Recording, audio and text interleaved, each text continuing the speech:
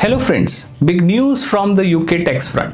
Beginning from 6th April 2025, the 200-year-old non-domicile tax regime has been officially abolished. Non-dom tax. Non-dom tax. The government will abolish the current tax system for non-doms. So what is non-dom status? Non-dom describes a UK resident whose permanent home is outside the UK. For example, I have been in UK for last 6 years, but my permanent home is back in India. Hence, I have a non-dom status. So until 6th April, only my UK income was subject to UK tax and my Indian income was subject to Indian tax as long as I don't bring foreign income to the UK. If you are an NRI or an expat like me living in the UK with income or investment in India or elsewhere, this change could substantially increase your tax bill. In this video, we will break down what's exactly changing, effect of this change on the tax bill of an NRI, and is there any way to shield your foreign income from getting taxed in UK? If there is, who qualifies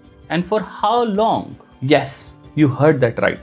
Only some of us would qualify for something called the new FIG regime, but there is a catch. None of the videos I've seen so far on the internet explains that in a lot of cases you could end up losing more money by paying tax in India instead of UK. It is not a simple scenario where you just choose to still pay tax on Indian income in India. I will explain all these scenarios which are absolutely critical for all of us. So stay tuned till the end to get all your questions answered on who gets to tax you and how much. Under the old regime, that is the remittance-based tax regime, non-doms were only taxed on foreign income if it was bought into the UK. So, foreign earnings like rent, dividends, stocks earnings or interest from India could legally stay protected from UK taxmen as long as the earnings were kept offshore. This ended on 6th April 2025. A residence-based taxation system takes over. This year onward, if you are a UK resident, you will be taxed on a worldwide income, regardless of whether you bring it into the UK or not. Let's look in detail how the tax bill changes as UK moves from the remittance-based system that existed before to residence-based system that has come into effect. We will look at Rahul's taxes, who has lived in the UK for about 5 years. Here you go. Rahul has a UK salary of £60,000. He also has some income in India. Let's say Rahul has £3,000 of capital gain, £500 of dividend income earned through his stocks investment, £1,000 of interest income generated from funds in his bank accounts, and £8,000 of rental income generated from his property in India. Rahul has been using the remittance-based tax system up until 5th April 2025.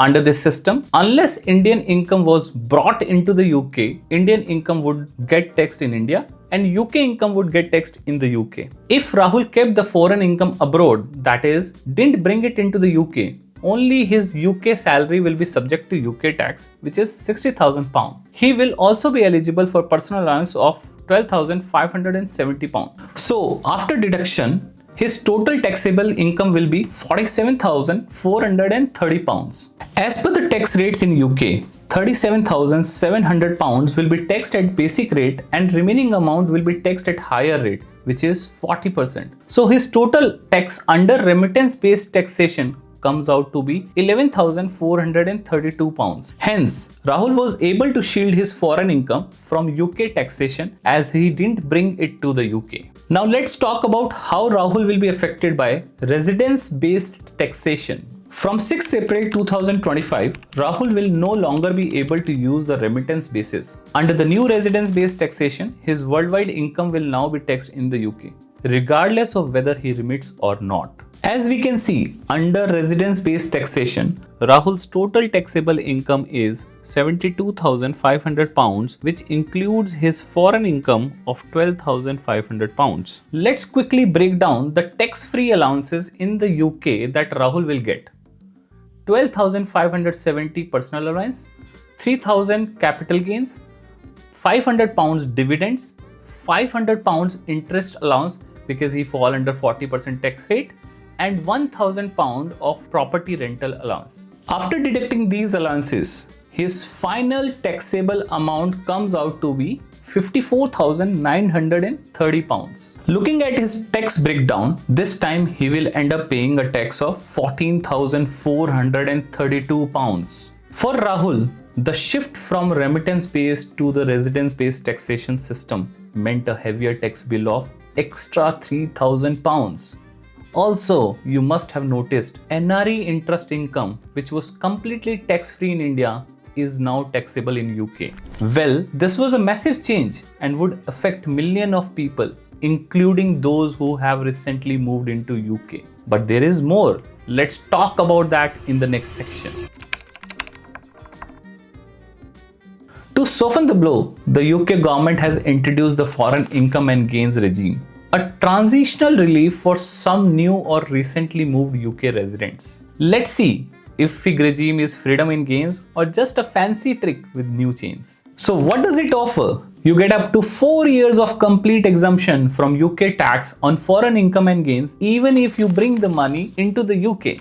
Who is eligible? To qualify, you must have been a non-UK resident for at least 10 consecutive years before becoming UK tax resident and still be within your first 4 years of UK residence. What does that mean? If you move to UK on or after 6th April 2022, then you will qualify for only 1 year. If you move to UK after 6th April 2025, then you will qualify for all 4 years for the FIG regime. You can opt in or out each tax year, but after your 4 years are up, you will be taxed like everyone else on your entire global income. FIG sound like a relief. Some of us might still have 4 years to figure this out, isn't it? But hold that thought. Let's look a bit into the fine lines before deciding if we should really opt in. If you choose the FIG regime, you will lose some of the key UK tax allowances: personal allowance, capital gain tax allowance, tax-free childcare, and many more. I will provide a link in the description which has the full list of allowances lost for your reference. So with these allowances gone, FIG may not be as good as we thought initially.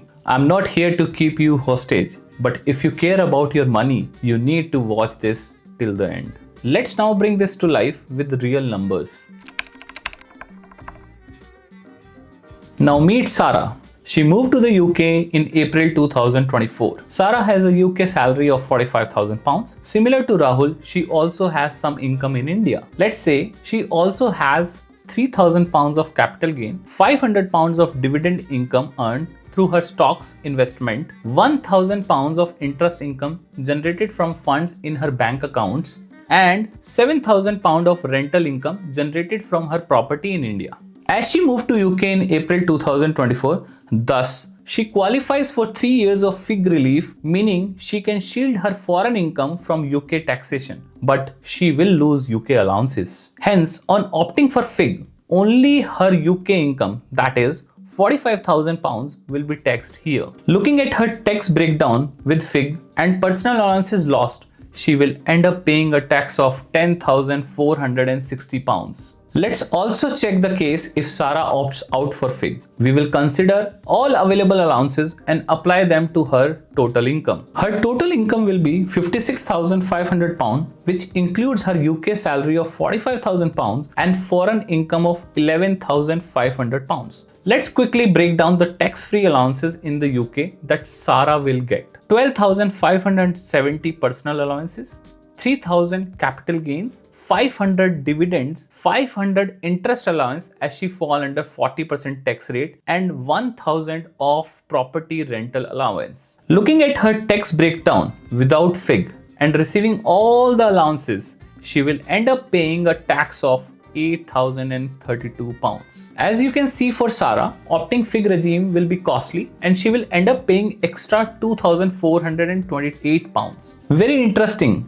So as you can see, opting FIG can sometimes be costly as well. Now let's move on next scenario.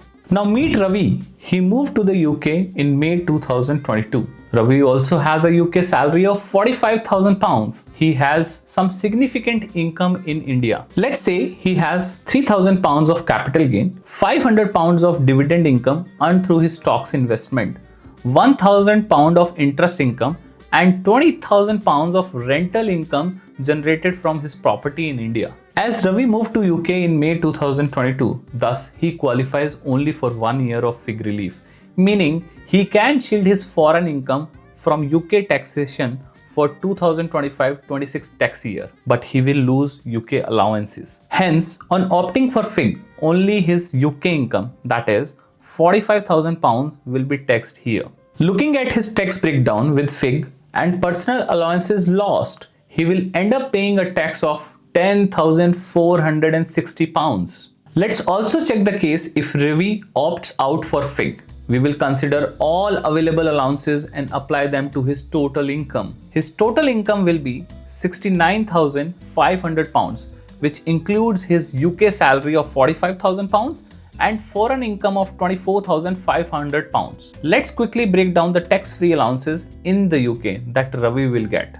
12,570 personal allowance, £3,000 of capital gain, £500 of dividend, £500 of interest as he fall under higher tax rate, and £1,000 of property rental allowance. After deducting all the allowances which Ravi should receive, his taxable income will be £51,930. First £37,700 of taxable income will be taxed at the rate of 20%, and remaining will be taxed at 40%. Hence, he will end up paying £13,232 without FIG regime. If we compare FIG and no FIG for Ravi, he will end up paying less if he opted for FIG by £2,772. FIG can still be a smart move, especially if you have substantial foreign income. But always run the numbers for your own case.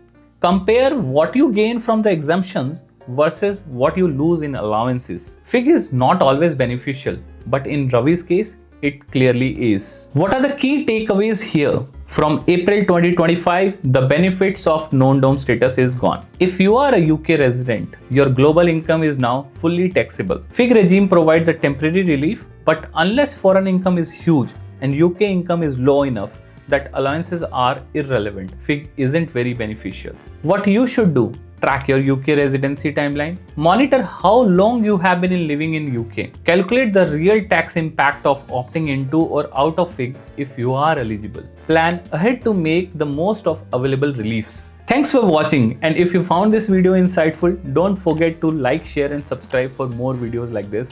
See you in the next video.